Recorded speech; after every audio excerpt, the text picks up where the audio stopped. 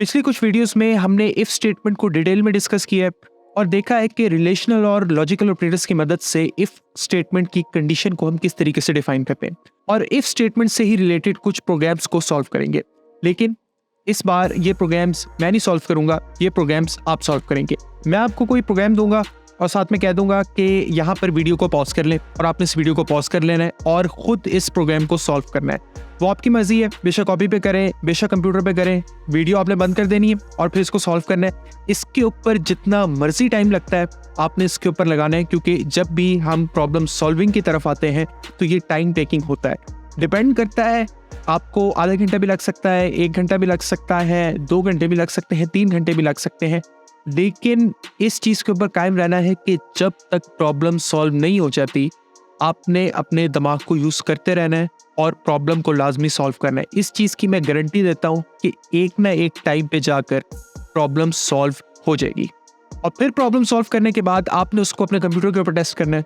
अगर उसका रिजल्ट ठीक आ रहा होगा, जितने भी केसेस हैं उन सब के अंदर ठीक आ रहा होगा, तो इसका मतलब है आपका सोल्यूशन बिल्कुल ठीक है। उसके बाद आपने वीडियो को कंटिन्यू करना है, वहां पे मैं अपना सोल्यूशन भी बताऊंगा और उस सोल्यूशन से अपने सोल्यूशन को वेरीफाई करना है। मोस्ट केसेस में हम दोनों का सोल्यूशन ठीक होगा। बस हमने ये देखना है कि आपके प्रॉब्लम सॉल्व करने की अप्रोच क्या थी और मेरे प्रॉब्लम सॉल्व करने की अप्रोच क्या थी, और दोनों की अप्रोच बिल्कुल सही हो सकती है। अच्छा, इन प्रॉब्लम सॉल्विंग का एक रूल है, वो ये है कि आपने कहीं से मदद नहीं लेनी, ना किसी दोस्त से लेनी है, ना ही इंटरनेट से लेनी है। वो इस वजह से नहीं लेनी क्योंकि प्रॉब्लम सॉल्विंग के अंदर हमारा गोल ये होता है कि हम अपने माइंड को ट्रेन करें कि प्रोग्रामिंग को अडेप्ट किस तरीके से करना है। आप शुरू में फंसते हो, लेकिन फिर सोच सोच के जब आप प्रॉब्लम निकाल लेते हो, वहां पे आपका माइंड ट्रेंड हो जाता है कि उस प्रॉब्लम को हमने डील किस तरीके से करना है। तो फिर आगे जिंदगी में जाके हमारी प्रॉब्लम सॉल्विंग कैपेबिलिटी बेहतर हो जाती है। तो आज की इस वीडियो में हम 2 प्रॉब्लम्स को डिस्कस करेंगे, तो बगैर किसी इंतजार के लेट्स डाइव इनटू इट।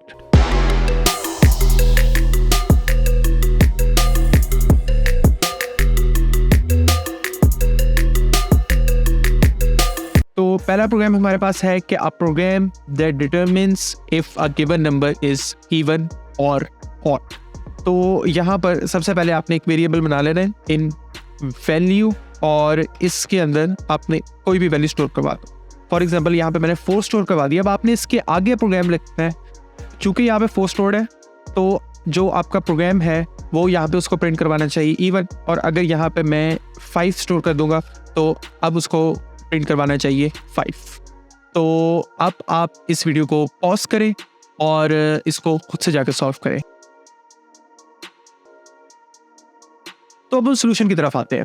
हमारे पास एक नंबर है, एक वेरिएबल है वैल्यू, उसके अंदर हमने एक नंबर स्टोर किया हुआ है। हमने ये डिटरमिन करना है कि वो नंबर इवन है या ऑड है। तो इवन या ऑड होना, सबसे पहले हम डिफाइन करते हैं कि इवन नंबर्स कौन से हैं। फॉर एग्जांपल एक 4 है जो कि इवन है, 6 है जो कि इवन है, 8 है जो कि इवन है, और जो ऑड नंबर्स हैं वो कौन से हैं, 3 ऑड है, हमारे पास 5 ऑड है, 7 ऑड है। तो जब भी आप किसी प्रॉब्लम वगैरह को सॉल्व कर रहे होते हैं तो उसके जो एक्सपेक्टेड जिन वैल्यूज़ के ऊपर चलना होता है, अगर हम उसको पहले लिख लेना तो उसको सॉल्व करना अक्सर आसान हो जाता है। वहाँ पे हम ना पैटर्न्स डिफाइन कर सकते हैं। तो ऑब्वियसली इवन और ऑड में जो सबसे बड़ा जो डिफरेंस है वो ये है कि ये 2 के मल्टीपल्स होते हैं, ठीक है। और ऑड जो है वो 2 के मल्टीपल नहीं होते कि अगर हम उसको 2 के ऊपर डिवाइड करेंगे तो वो पूरे डिवाइड नहीं हो। तो हमने जो इस पूरे प्रोग्राम का जवाब है वो यहीं के ऊपर है कि जहाँ पर हम इसको 2 के ऊपर डिवाइड करेंगे तो ये डिवाइड नहीं होंगे। तो अब यहाँ पे जो हमने सोल्यूशन आइडेंटिफाई करना है वो ये करना है कि हम ये किस तरीके से पता लगाएं कि ये 2 के ऊपर डिवाइड हो रहे हैं या नहीं हो रहे। तो अगर नॉर्मली हम किसी भी नंबर को पकड़े और उसको कैलकुलेटर के ऊपर 2 के ऊपर डिवाइड करें तो अगर हमारे पास एक सॉलिड इंटीजर नंबर आता है तो इसका मतलब है ये 2 के ऊपर डिवाइड हो रहा है।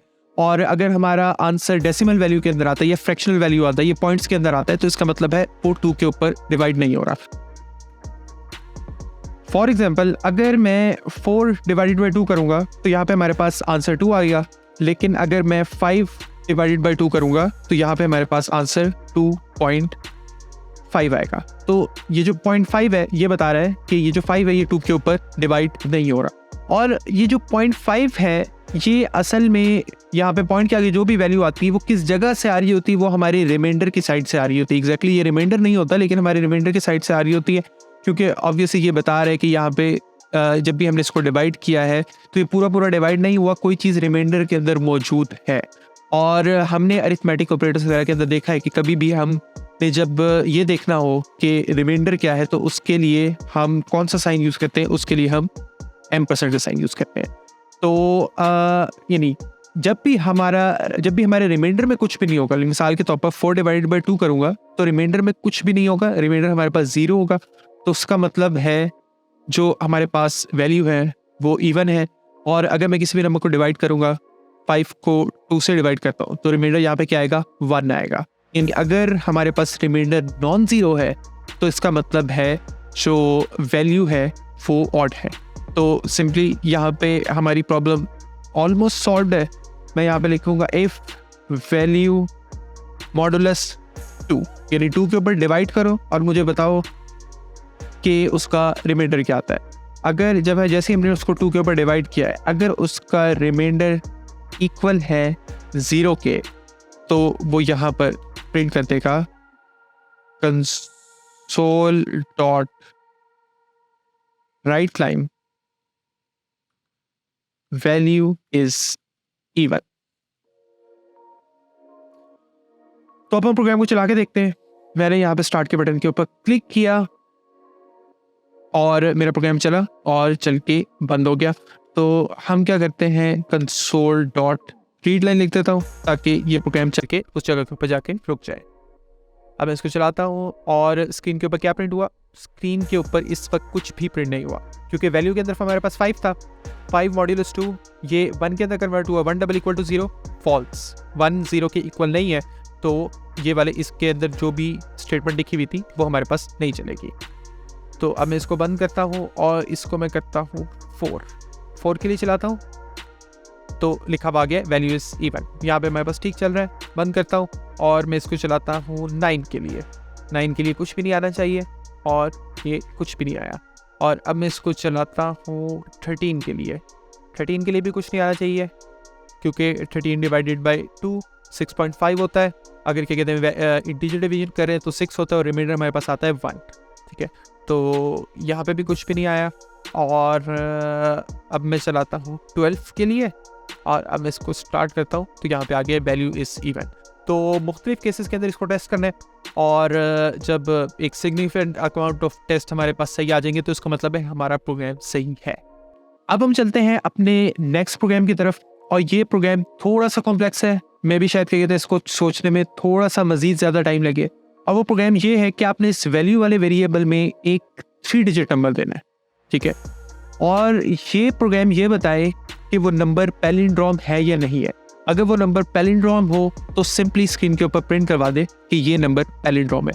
पैलिंड्रोम क्या होता है कि जिस नंबर का स्टार्टिंग डिजिट और एंडिंग डिजिट दोनों सेम हो। मिसाल के तौर पर 3 डिजिट नंबर में जो पैलिंड्रोम नंबर है वो 545 है, यानी उसको जब हम शुरू से पढ़ रहे हो या एंड से पढ़ रहे हो तो वो दोनों सेम लगे। 545 को सीधा पढ़ें 545, एंड से पढ़ें 545। ठीक है, 636 636 636 सीधा पढ़ें या उल्टा पढ़ें, ये दोनों सेम होते हैं। तो अब जो हमारा प्रोग्राम है वो है a program that determines if a given 3 digit number is palindrome और नॉट। तो यहाँ पर आपने सिर्फ इसको 3 डिजिट नंबर के लिए सॉल्व करना है, यानी इस चीज़ की गारंटी होगी कि हमारे पास जो वैल्यू का वेरिएबल है उसके अंदर हमारे पास कोई 3 डिजिट नंबर ही होगा। मिसाल के तौर पर 353, ये हमारे पास एक 3 डिजिट नंबर है। यहाँ पे हमेशा हम इसको 3 डिजिट ही देंगे।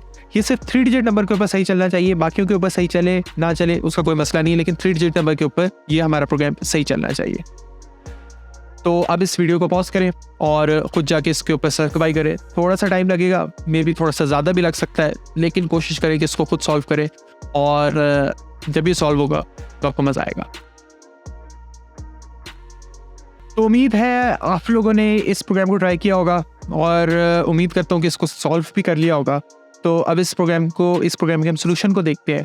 तो a program that determines if a given 3 digit number is palindrome और नॉट, यानी इसको हम शुरू से पढ़ें और एंड से पढ़ें तो ये बिल्कुल सेम होना चाहिए। मिसाल के तौर पर 353 है, ये पैलिंड्रोम है, और 356 है, ये पैलिंड्रोम हमारे पास नहीं है, क्योंकि अगर हम इसको एंड से पढ़ते हैं तो 653 है, शुरू से पढ़ते हैं 356 है। तो अगर हमने इसको पता लगाना है तो सबसे पहले तो इस प्रॉब्लम को ब्रेक डाउन करना है और ये देखना है कि हमें कैसे पता चलता है कि कोई नंबर पैलिंड्रोम है कि नहीं है। और वो इस तरीके से पता चलता है, हम सबसे पहले नंबर को देखते हैं और अगर नंबर का स्टार्टिंग डिजिट और एंडिंग डिजिट दोनों सेम होते हैं तो वो पैलिंड्रोम होता है, वरना नहीं होता। मिसाल के तौर पर अगर स्टार्टिंग डिजिट 3 है और एंडिंग डिजिट भी 3 है तो ऑब्वियसली ये एक पैलिंड्रोम होगा कि शुरू या एंड से पढ़ें तो ये दोनों सेम होगा। तो एक चीज़ प्रॉब्लम हमारे दिमाग में एक तो ब्रेक डाउन हो गई कि स्टार्टिंग डिजिट और एंडिंग डिजिट दोनों हमारे पास सेम होने चाहिए, लेकिन प्रॉब्लम यहीं पर है और वो ये है कि स्टार्टिंग डिजिट हम कैसे पता लगाएं, क्योंकि ये एक इंटीजर नंबर है हमारे पास, ये कोई स्ट्रिंग नहीं है, यहाँ पे हम कैरेक्टर्स वगैरह नहीं दे रहे, तो ये हमारे पास एक इंटीजर नंबर है। तो अब हम किस तरीके से पता लगाएं कि स्टार्टिंग डिजिट और एंडिंग डिजिट सेम है कि नहीं है। अब एक चीज़ का आपने ख्याल रखना है कि जो भी वैल्यू आप दे रहे हैं वो इंटीजर वैल्यू हो और जो भी वेरिएबल हम डिफाइन कर रहे हैं एज एन इनपुट वो एक इंटीजर वेरिएबल हो, कोई स्ट्रिंग या कोई कैरेक्टर वेरिएबल हमने नहीं देना, हमने एक इंटीजर 3 डिजिट नंबर उसको देना है। और इसका हिंट ये इसको सॉल्व करने का कि इसके अंदर भी अरिथमेटिक ऑपरेटर्स वगैरह यूज़ होंगे और अच्छा खासा अरिथमेटिक ऑपरेटर्स की नॉलेज यूज़ होगी। तो अगर आपके वो वाले कंसेप्ट क्लियर नहीं है तो सबसे पहले उस कंसेप्ट को जाके पिछली वीडियोस में से अरिथमेटिक ऑपरेटर्स वाली वीडियो निकाल के उसको क्लियर कर लेना है।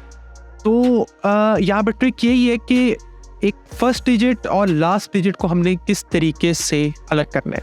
तो हम कोई भी एक एग्जाम्पल नंबर हमने यहाँ पे लिया हुआ है 353, तो लास्ट डिजिट तो है वो इसका 3 है और फर्स्ट डिजिट जो है वो भी इसका 3 है। हम इसको किस तरीके से अलग करें या हमें प्रोग्रामेटिकली पता चल जाए कि लास्ट डिजिट क्या है और फर्स्ट डिजिट क्या है, क्योंकि ये वाली वैल्यू हर बारी चेंज होती रहेगी। तो जब भी हमने लास्ट डिजिट निकालना होगा तो वो किस तरीके से निकल सकता है कि अगर इस पूरे नंबर को मैं 10 के ऊपर डिवाइड करता हूँ तो जो भी उसका रिमाइंडर आता है वो लास्ट डिजिट होगा। ऑब्वियसली किसी भी नंबर को अगर हम 10 के ऊपर डिवाइड करें, वो बेशक 3 डिजिट नंबर हो या 2 डिजिट नंबर हो, किसी भी नंबर को अगर हम 10 के ऊपर डिवाइड करते हैं तो जो भी उसका रिमाइंडर आता है वो हमेशा उसका लास्ट डिजिट होगा। मिसाल के तौर पर 353 डिवाइड बाई 10 क्या होगा, यहाँ पे 35 होगा और 35 मल्टीप्लाई बाई 10 350 बनता है, तो रिमाइंडर हमारे पास क्या आएगा, 3 आएगा। तो सबसे पहले हम लिख लेते हैं इंट लास्ट डिजिट, एक वेरिएबल बना लिया और वो हमने किस तरीके से किया था, वैल्यू मॉडुलस 10। तो होपफुली इस लास्ट डिजिट के अंदर हमारे पास 3 आ गया होगा। इसको हम स्क्रीन के ऊपर प्रिंट भी करवा लेते हैं, console.writeLine लास्ट डिजिट। एक दफ़ा हम इसको कंफर्म कर लेते हैं कि हमारे पास वैल्यू क्या आई है। और अगर मैं जैसे इसको स्टार्ट करता हूँ प्रोग्राम को रोकने के लिए हमने console.readLine भी लगाना है। यहाँ पे मैंने readLine लिखा और अब मैं इस प्रोग्राम को स्टार्ट करता हूँ तो ये हमें लास्ट डिजिट देना शुरू हो गया जो कि 3 है। अगर मैं लास्ट डिजिट को यहाँ पे 3 को चेंज करके 5 करता हूँ तो देखता हूँ ये ठीक चल रहा है कि नहीं चल रहा। हाँ, यहाँ पे हमें ये 5 देना शुरू हो गया। तो हमारे पास लास्ट डिजिट निकल आया। अब फर्स्ट डिजिट निकालना है, इंटीजर फर्स्ट डिजिट। अब फर्स्ट डिजिट हम किस तरीके से निकालेंगे, ये क्योंकि ये हमारे पास एक 3 डिजिट नंबर है तो ये यूनिट्स होते हैं, ये टेंस होते हैं और ये हंड्रेड्स होते हैं। तो हमने ये पता लगाना है कि ये कौन सा 100 है। मिसाल के तौर पर ये 300 की पूरी सीरीज़ है, अगर क्या कहते हैं यहाँ पे 4 आता तो ये 400 की पूरी सीरीज़ होती। तो अगर हमने ये पहला डिजिट निकालना है तो हम इसको अगर हम 100 के ऊपर डिवाइड कर देंगे तो हमारे पास जो भी नंबर आएगा वो पहला डिजिट होगा।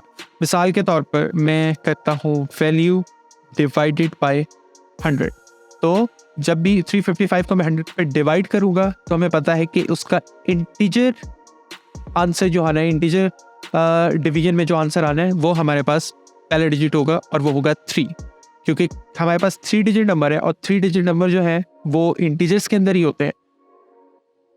हमारे पास 3 डिजिट नंबर है और जो 3 डिजिट्स नंबर है वो हंड्रेड्स के अंदर ही होते हैं। तो जब भी हम उसको 100 के ऊपर डिवाइड करेंगे तो वहाँ पे हमें फर्स्ट कैरेक्टर पता चल जाएगा, वो 3 होगा। और फिर जो रिमाइंडर है वो जो भी हो उसका हमें पता नहीं लगाना, क्योंकि हमने सिर्फ पहला नंबर निकालना था। तो अब मैं यहाँ पे लास्ट डिजिट को भी रन करके चेक कर लेता हूँ कि उसकी वैल्यू क्या आ रही है। सॉरी, फर्स्ट डिजिट को मैं यहाँ पे चेक कर लेता हूँ, और मैंने यहाँ पे स्टार्ट किया तो यहाँ पे मुझे 3 शो करवाना शुरू हो गया।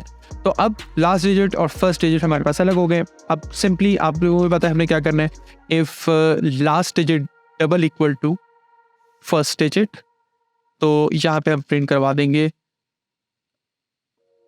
Console dot write line the value is palindrome, और नीचे वाली लाइन को मैं कमेंट कर दूंगा। और अब 355 है, इसको मैं चला के देखता हूँ। तो फर्स्ट डिजिट हमारे पास 3 है, लास्ट डिजिट 5 है, दोनों आपस में इक्वल नहीं है तो कुछ भी नहीं आया। हम यहाँ पे 555 लिखते हैं, और अब मैं इसको चला के देखता हूँ तो यहाँ पे वैल्यूज पैलिंड्रोम आ गई। और इसी तरीके से मैं 656 लिखता हूँ, और अब मैं चला के देखता हूँ तो यहाँ पे हमारे पास आ गया द वैल्यू इज पैलिंड्रोम। तो ये हमारे पास एक सोल्यूशन था। ये क्वेश्चन ट्रिकी क्वेश्चन है, और इसके ऊपर टाइम भी लगता है। लाइक पर्सनली जब मैंने ये वाला क्वेश्चन सॉल्व किया था तो मुझे इसको सॉल्व करने में 3 घंटे लगे थे। और एक टाइम ये था कि जब मेरे से ये वाले दोनों नंबर्स अलग नहीं हो रहे थे, मेरा ज़हन इस चीज़ को बिलीव कर रहा था कि ये दोनों नंबर्स अलग नहीं हो सकते, क्योंकि मुझे ज़रा भी इसका सिरा नहीं मिल रहा था इस प्रॉब्लम को सॉल्व करने का। ये दोनों नंबर किस तरीके से अलग हो सकते हैं, क्योंकि ये इंटीजर नंबर थे। लेकिन वहीं पे जिन टीचर ने मुझे ये वाली प्रॉब्लम दी थी, उन्होंने साथ में ये वाली बात भी कही थी कि बस इसके ऊपर टाइम लगाना है, और उन्होंने साथ इस चीज़ की गारंटी दी थी कि अगर हम टाइम लगाएंगे तो सोल्यूशन निकल आता है।